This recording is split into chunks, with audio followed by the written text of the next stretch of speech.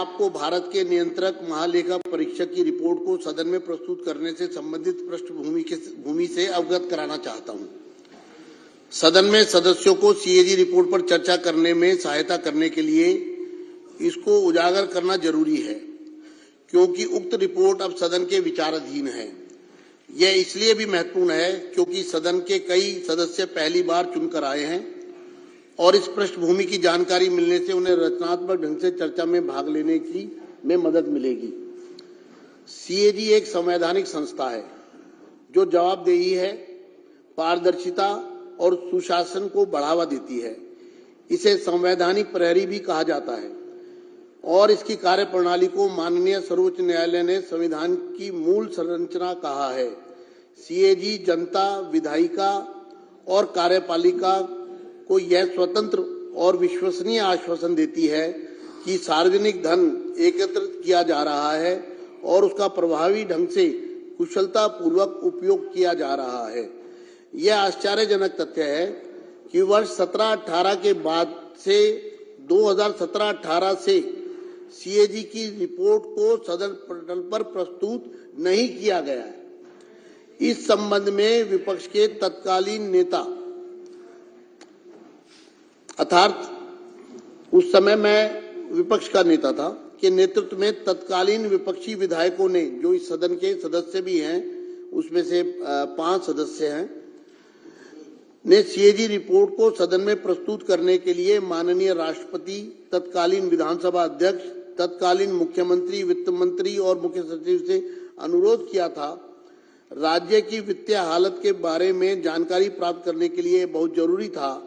मैं इस बात से बहुत पीड़ित हूं कि सीएजी रिपोर्ट को दबा दिया गया और पिछली सरकार ने इस रिपोर्ट को सदन में प्रस्तुत न करके संवैधानिक प्रावधानों का जानबूझकर उल्लंघन किया। इस संबंध में मैं सदस्यों का ध्यान माननीय उच्च न्यायालय द्वारा रिट याचिका संख्या 1821/2024 में दिनांक 24 जनवरी 2025 को दिए गए अपने फैसले में की गई टिप्पणी की तरफ आकर्षित करना चाहता हूं। साथियों, ये जो सीएजी की रिपोर्ट आज प्रस्तुत की जा रही है, वास्तविकता में एक भ्रांति फैलाई गई जिसको मैं सदन के समक्ष स्पष्ट करना चाहता हूं कि रिपोर्ट स्पीकर को दे दी गई है, लेकिन हाई कोर्ट ने जो टिप्पणियां की है इस पूरे मामले में, उससे आपको स्पष्ट हो जाएगा कि सीएजी की रिपोर्ट को किस तरह से दबाया गया। हाई कोर्ट के फैसले में कहा गया 39, para 39, it would be supervised of the constitutional mandate to withhold these reports from the legislature for an inordinately long period after the same have been forwarded by the CAG to the concerned government। मैं इसका अनुवादित पक्ष पढ़ रहा हूं। इन रिपोर्टों को CAG द्वारा संबंधित सरकार को भेजे जाने के बाद इन्हें विधायिका से अर्थात सदन से सदस्यों से बहुत लंबे समय तक रोके रखना संवैधानिक जनादेश के विरुद्ध होगा। यह हाई कोर्ट की टिप्पणी है। दूसरा, it is quite evident, 41 para high court के फैसले का, it is quite evident that most of these CAG reports were kept pending with the respondent number 1 Delhi government, respondent number 2 Chief Minister for an inordinately long period of time। यह स्पष्ट है कि इनमें से अधिकांश CAG रिपोर्ट प्रतिवादी दिल्ली सरकार और प्रतिवादी मुख्यमंत्री के पास लंबे समय तक लंबित रखी गई।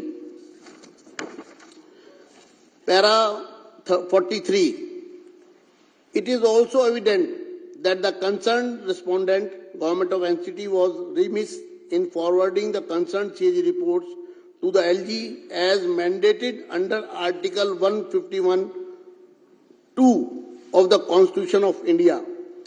Even after this aspect was staunchly agitated by filing writ petition bearing number WP 15341 2024।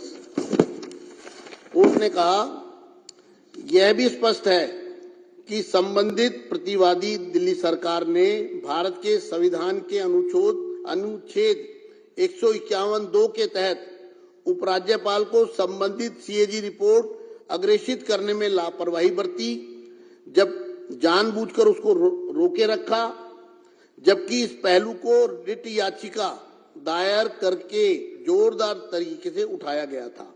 अर्थात संविधान की अनुच्छेद 151(2) का खुला उल्लंघन हुआ और उस अनुच्छेद के अनुसार सरकार को यह रिपोर्ट LG के पास समय रहते भेजनी थी, लेकिन जानबूझकर सरकार ने रिपोर्ट को अपने पास दबाए रखा।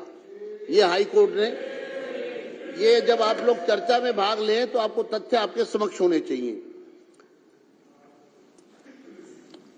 पैरा 45,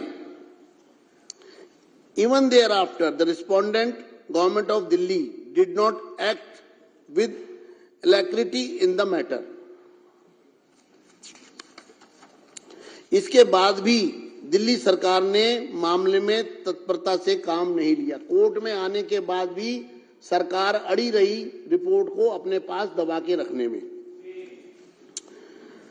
46, ये हाई कोर्ट की टिप्पणियां पढ़ रहा हूं जो किस प्रकार से संवैधानिक शक्तियों का उल्लंघन हुआ है, किस तरह से रिपोर्ट को छुपाया गया है। 46, it is quite evident there has been an inordinate delay on the part of the respondent government of Delhi in taking requisite steps for laying the CAG reports before the Legislative Assembly.